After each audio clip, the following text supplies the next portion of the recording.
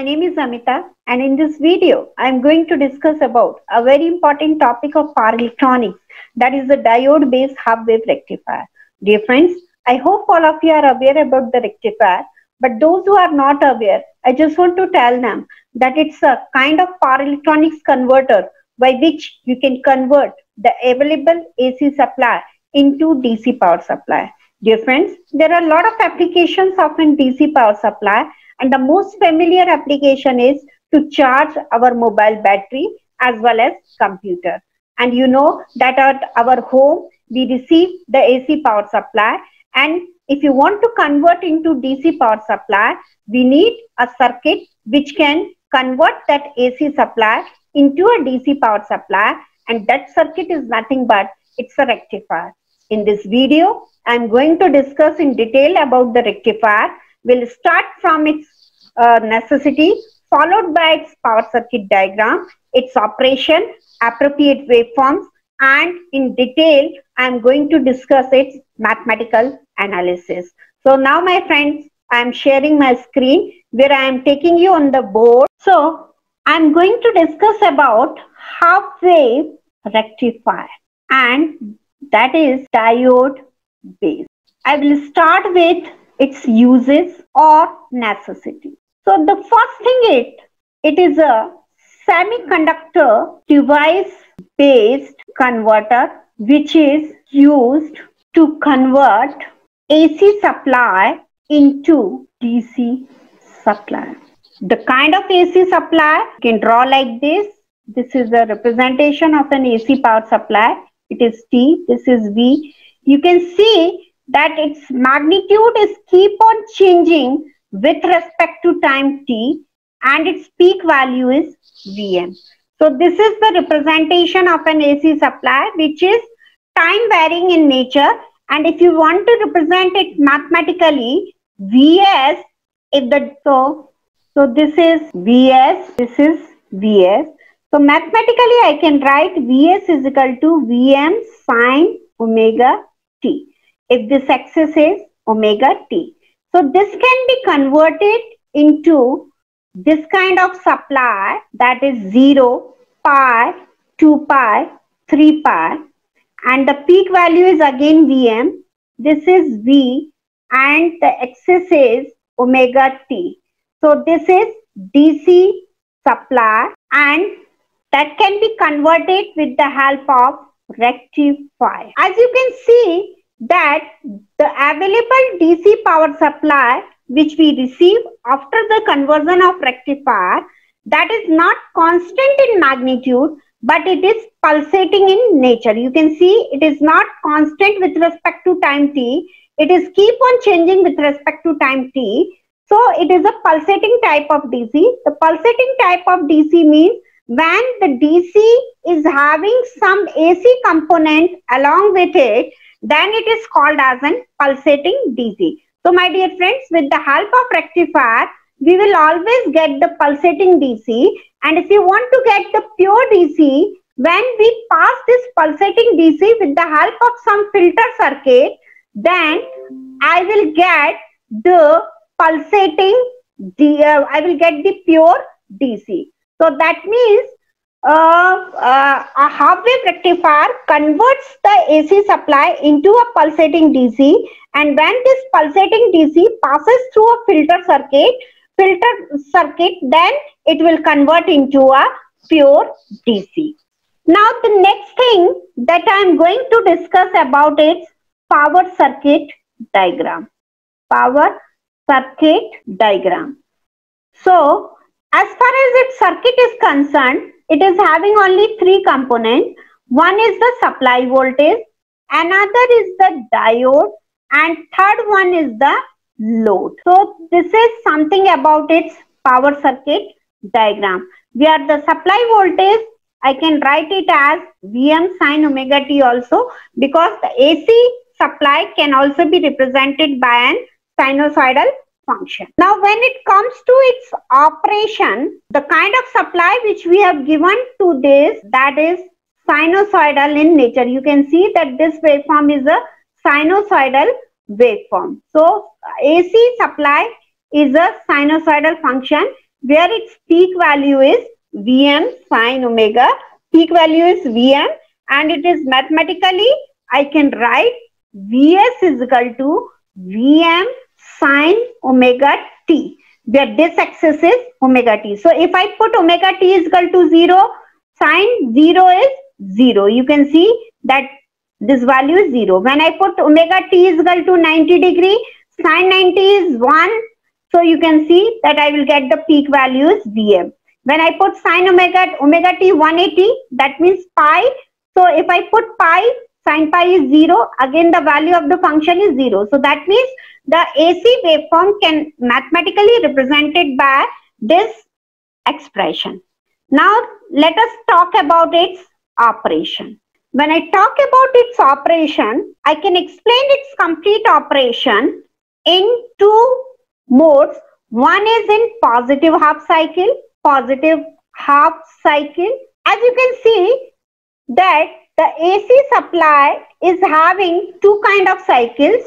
0 to pi, it is having the positive cycle, and pi to 2 pi, it is having negative. Again 2 pi to 3 pi positive, 3 pi to 4 pi negative. So alternatively it is having the positive cycle as well as negative cycle. So positive cycle exists from 0 to pi. So positive cycle means during positive cycle, suppose, now I am again drawing the power circuit diagram. During positive cycle, suppose the upper terminal of a supply is positive. So like this. So when the upper terminal is positive means the diode D will be forward bias. So in this case, diode D is forward bias and act as short circuit. So it will act as a short circuit, and here it is a load. If I calculate the load voltage across this, the upper terminal will be positive, lower terminal will be positive, and V0 will be equal to, opposite to that, when I talk about its negative half cycle means pi to 2 pi. So negative half cycle pi to 2 pi mein diode D is reverse bias and act as open circuit. So now the equivalent circuit will be, under the condition, the equivalent circuit will be, the upper terminal is negative, Vs, Vm, sine omega t. So it will act as an open circuit. Diode D will act as an open circuit. And here it is a load. Now if I calculate the load voltage, that is equal to 0, because the supply voltage is totally disconnected from the load. In this case, if the load is resistive, the current I0 will be equal to Is. Here I0 and Is both are 0. If I draw the waveforms, this will be the, suppose, this is how we are going to plot the supply voltage, Vs. This is 0, this is pi, this is 2 pi, this is 3 pi. The peak value is Vm. If I plot, this is suppose omega t axis, omega t. If I plot the load voltage, as you know that the output voltage was equal to the supply voltage. So 0 to pi, I will get the exact waveform as of supply voltage. Pi to 2 pi, I will get 0 voltage because the load voltage was 0. And 2 pi to 3 pi, again I will get the voltage equal to the supply voltage.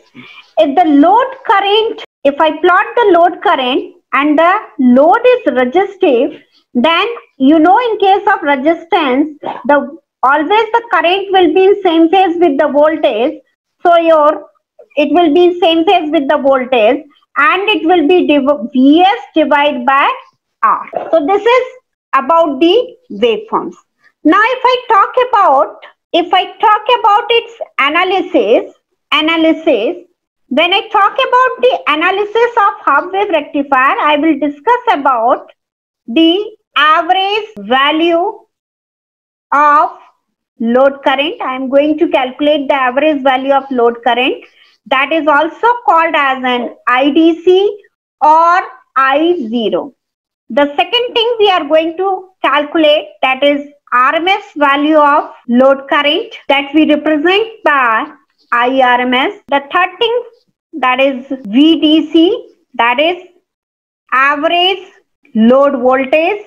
The next thing we are going to calculate rectifier efficiency. The next factor which I am going to calculate, that is ripple factor. And the last thing which we are going to calculate, that is an transformer utilization factor. So my dear friends, as far as the analysis of an half wave rectifier is concerned, we are going to calculate the total 6 parameters related to. Now let us start with the first parameter, that is average value of load current, which is represented by IDC or I naught. IDC, you can see here that what was the wave shape of our output current, that was 0, pi, 2 pi, 3 pi. This was omega t and this was I0, and the peak value is Im. That kind of average, that kind of load current waveform we were getting. So whenever we want to calculate the average value of load current, the formula is 1 upon time period, integration 0 to time period, function dt. Now for this cycle, if I am to calculate what is the time period, 2 pi, integration 0 to 2 pi, the function is Im sin omega t d omega t. So this is how we are going to calculate the average value of an load current. Now you can see that the function is not fixed throughout the time period. 0 to pi, the function is Im sin omega t d omega t, and pi to 2 pi, I am not getting any load current, so 0. Function value will be 0. So if I solve it, take Im outside, the integration of sin omega t is minus cos omega t, and limits are from 0 to pi, and the integration of this will be 0. So what I am going to get, if I put the limits, Im upon 2 pi minus of cos pi, and 1 minus sign is with the cos and 1 minus sign with lower limit. So minus minus will be plus, so it will be cos 0. Now cos pi value is minus 1, so 1 minus is already there and 1 minus of 1, so it will be plus 1. Cos 0 is also plus 1. So I am going to get 2 Im upon 2 pi. So what is the final value of average value of load current? That is, finally, I am writing IDC is equal to Im upon pi. So this is the average value of an load current. Now the second parameter which I am going to calculate, that is RMS value of load current. Now if you want to calculate the RMS value of a load current, we know that I represent it by IRMS, and always the RMS value we calculate by 1 by under root 1 upon time period, integration 0 to time period, f squared t dt.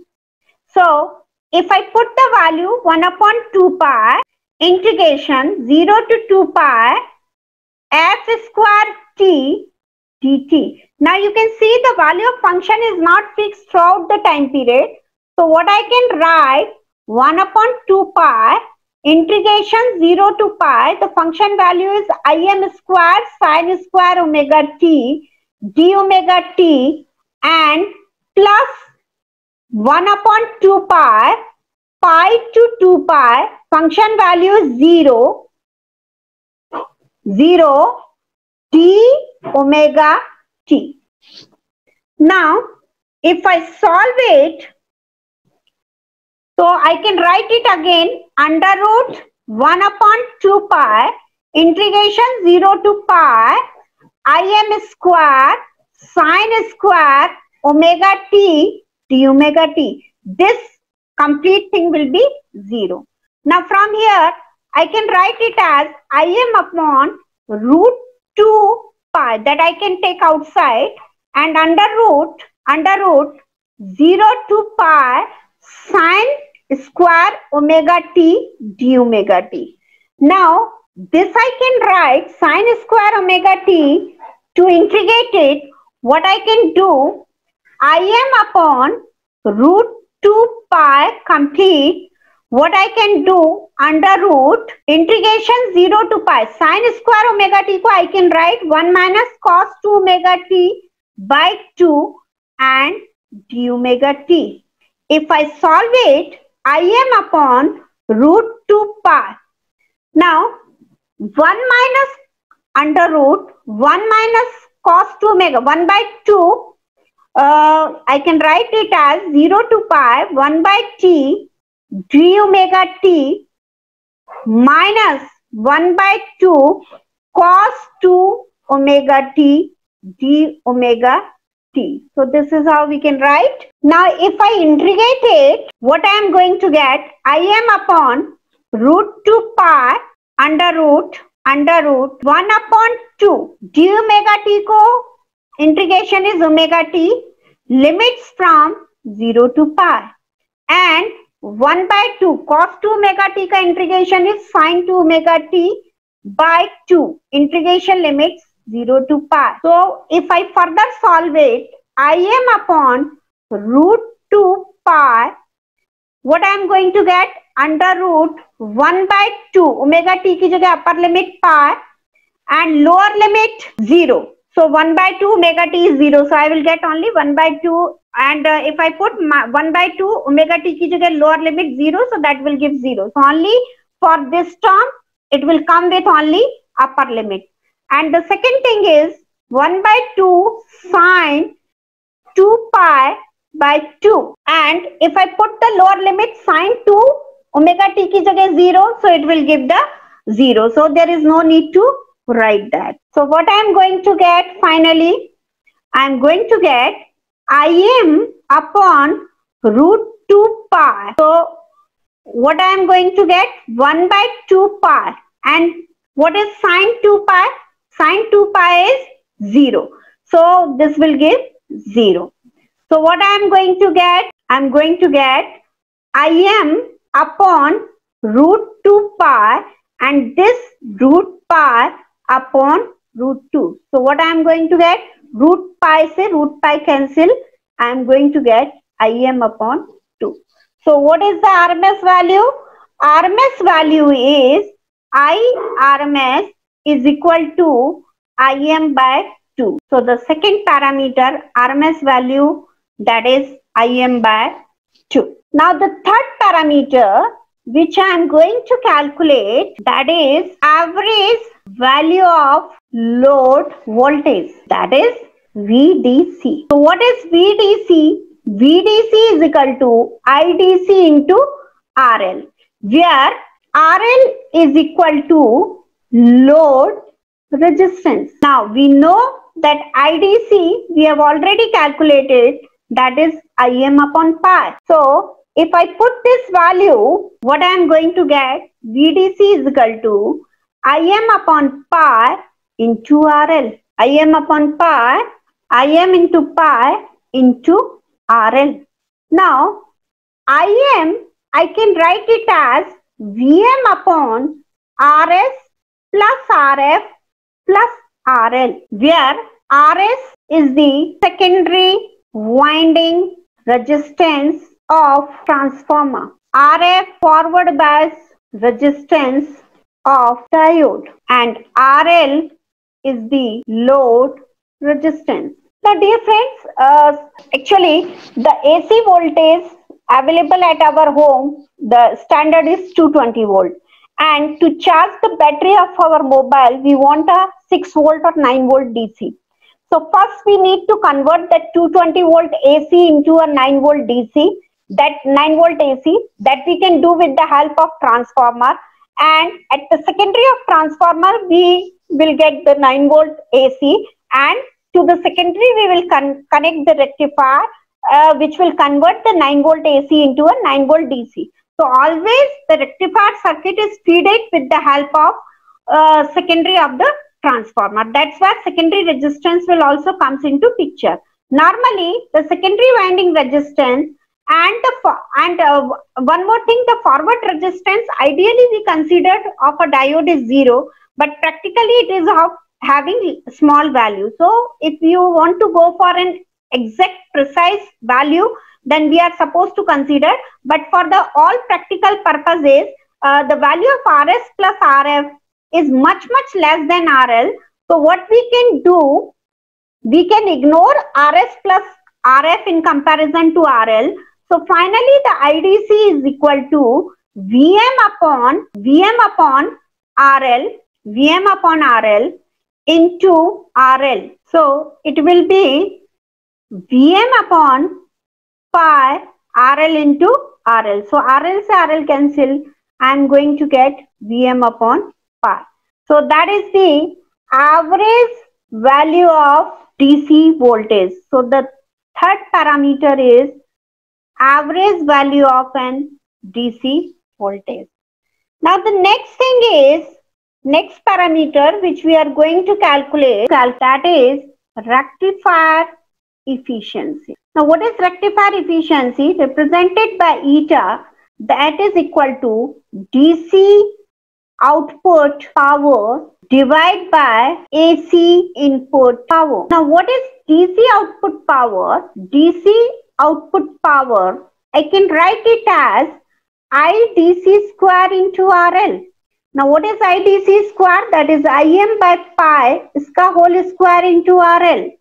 Now AC input power, that is equal to I RMS square into RL. I RMS square means Im by 2 square into RL. If I put these two values, that is equal to Im upon pi whole square into RL upon Im upon 2 whole square into RL. RL se RL cancel. I am going to get Im square by pi square divided by Im square by 4. So Im square se Im square cancel, 4 by pi square. So what I am going to get, this will be 0. If I solve it, it will be 0.41. So that means if I calculate the efficiency, that will be 41%. So this is the efficiency of an half wave rectifier. The efficiency of half wave rectifier, that is approximately 41%. It will come about near about 406. So if you calculate it, it will be 40.6, and in total I can write 41%. Now the next thing which we are going to calculate, that is ripple factor. Now what is ripple factor? It is nothing but the ratio of AC component RMS in load current to the DC component. I can write it as ripple factor, that is equal to RMS value of AC component to the DC component. Now I can write IRMS, that is equal to IDC square plus IAC RMS square. So I can write IAC RMS square, that is equal to IRMS square minus IDC square. So from here IAC, this I can write it as IAC RMS. Okay.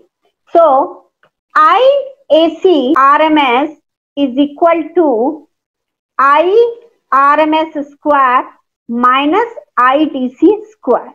So I can write ripple factor, that is equal to IAC RMS by IDC.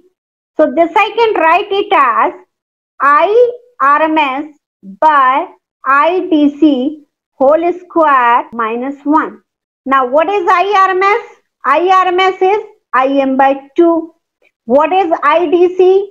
Im upon pi that we have already calculated minus 1. So if I solve it, I will get pi square by 4 minus 1. So if I will solve it, what is pi square? Pi square by 4 minus 1. If you calculate it, it will be equal to 1.21.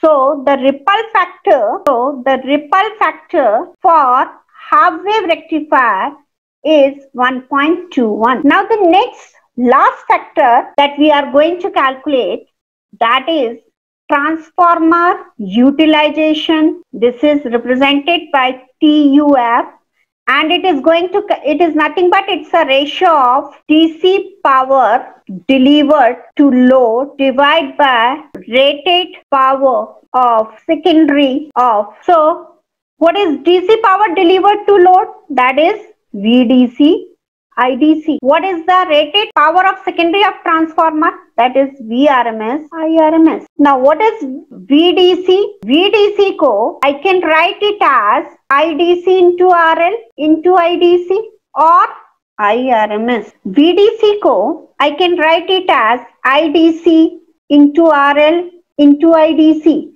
and VRMS basically that is VM by root 2. And what is IRMS? Im by 2. So, and the value of IDC, that is Im by pi, iska whole square.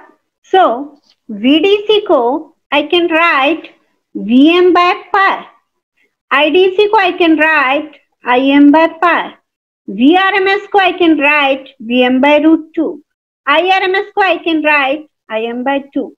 So VM say VM Im cancel, I will get 2 root 2 by pi square. If you solve it, 2 root 2 by pi square, it will come 0.28. So that's it, my dear friends. I hope whatever information I have shared in this video related to a diode based half wave rectifier, that will be useful for you. If you like this video, please press the like button. And if you want that in future, if I make such kind of videos related to the technical topics, the notification should reach to you, then don't forget to subscribe my channel. Thanks.